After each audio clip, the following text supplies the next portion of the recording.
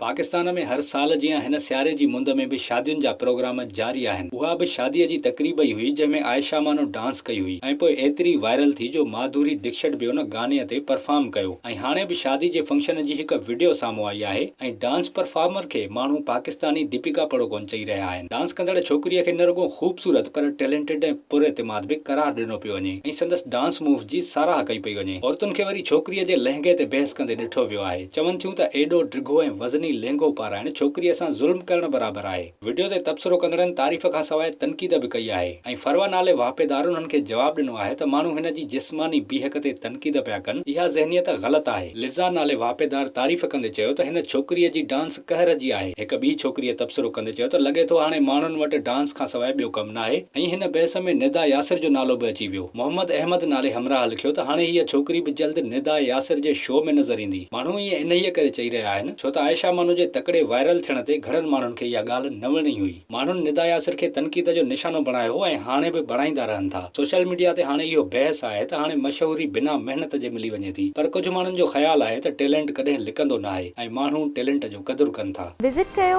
अवामी आवाज़ media group जी website awamiawaz.pk